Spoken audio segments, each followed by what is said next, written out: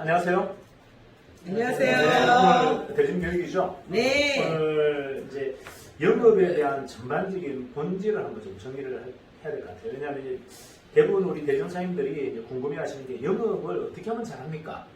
정확하게 이제 그 직역하면 판매 스킬을 어떻게 하면 키울 수 있습니까? 이거죠, 그죠? 그래서 이제 거기에 대한 정리를 좀 해드려야 여러분들이 하나하나 무기가 탑재될 것 같아서 자, 일단은 이렇게 볼게요. 우리가 이제 세일즈가 있고 컨설팅이 있고 사업이 있어요. 그죠? 이 영역을 좀 한번 구분해 볼 필요가 있습니다. 어디까지가 세일즈고 어디까지가 컨설팅이고 어디까지가 사업인지 이왕이라면 사업 형태로 성장시키는 게 가장 좋겠죠. 그죠? 하지만 주의 핵심 포인트가 다르기 때문에 한번 정리해 드릴게요. 일단은 세일즈라는 것은 제품이 있어야 되고 제품에 대한 판매 스킬이 세일즈죠. 그죠? 핵심은 세일즈의 핵심은 뭐다? 제품이 있고 그 제품에 대한 설명 능력, 판매 스킬이 이제 세일즈라면 컨설팅은 시스템이에요. 시스템. 컨설팅은 시스템을 안내하는 거고 구조를 정리해주고 설명하는 겁니다. 무슨 말이냐면 여러분들이 제품을 안내하는 거와 시스템을 안내하는 건 달라요. 정확하게 이거죠. 프랜차이즈는 시스템을 안내하는 거지 제품을 안내하는 게 아닙니다. 과거에 저희가 팀교업 할 때는 저희는 세일즈예요. 맞죠? 기기를 우리 새로 탑재할 가게들한테 가서 설명하는 거 이건 세일즈예요. 하지만 지금 저희가 기기를 팝니까? 가맹사업을 합니까? 가맹사업이요. 가맹사업은 세일즈가 아니에요. 우리는 파는 제품이 없어요. 뭘 판다? 정인의 프랜차이즈 시스템을 여러분들이 파는 거예요. 맞죠? 시스템을 팔기 때문에 여러분들 세일즈라고 표현하시면 안 돼요. 우리는 신분이 세일즈가 될 수 없어요. 그래서 컨설턴트입니다. 정확하게 대리점이 하는 일은 가맹 모집을 하는 행위는 정확하게 컨설팅이에요. 그래서 가장 중요한 핵심 포인트는 뭐다? 구조에 대한 정리와 설명이에요. 정인의 이 시스템이 프랜차이즈 시스템이 다른 프랜차이즈와 뭐가 다른지 구조적인 비교 이것이죠. 그래서 기존 프랜차이즈가 어떤 단점들을 많이 갖고 있는데 과연 이거를 정인이 개선했는지 거기에 대한 전반적인 정리예요. 그래서 약간 다른 영역입니다.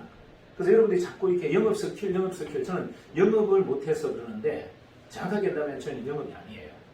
저희는 컨설팅이에요. 컨설팅은 여러분들이 정확하게 정인이 갖고 있는 종합 무기를 다 알아야만 가능합니다. 종합 무기라는 것은 저희는 기본적인 골격이 뭐죠? 프랜차이즈 회사잖아요. 그러면서 제조업 기반인 뭐죠? 장비까지 같이 보유하고 있고 맞나요? 네. 이걸 통해서 우리는 단순히 가맹점을 복제하자가 아니라 뭐다? 프랜차이즈 회사를 복제하자가 이제 저희 원래였고 이미 다 구축되었고 이제 그 204개의 프랜차이즈 회사들과 동시에 뭐다? 가맹 모집을 동시에 하겠다. 그죠? 그 가맹점에게 가장 많은 혜택과 서비스를 주겠다. 이거단 말이에요. 그래서 제가 갖고 있는 강점은 우리 일반 가맹점은 접근성이 좋다. 저렴하게 비용이 큰 부담 없이 들어갈 수 있고 망해도 큰 데미지가 없다. 자 그리고 또 중요한 건 뭐다?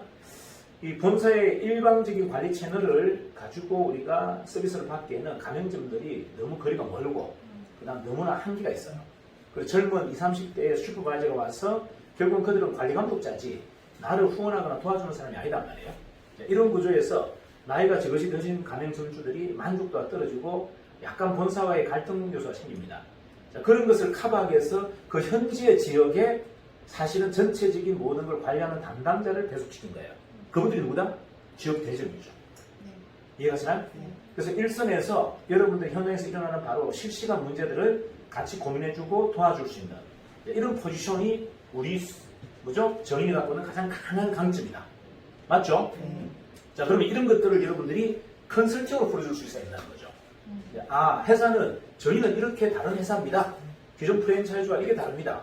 맛이 좋습니다. 이것도 하나의 문제이겠지만 사실은 구조적으로 프랜차이즈가 갖고 있는 문제점들을 저희는 많이 해결했습니다.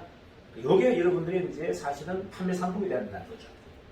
그래서 여러분들이 프랜차이즈 업계도 좀 알고 계셔야 되고 그 다음에 우리 회사가 갖고 있는 강점들도 정확하게 정리가 되어 계셔야 돼요. 그래야 여러분들이 사업을 좀 쉽게 진행할 수 있다.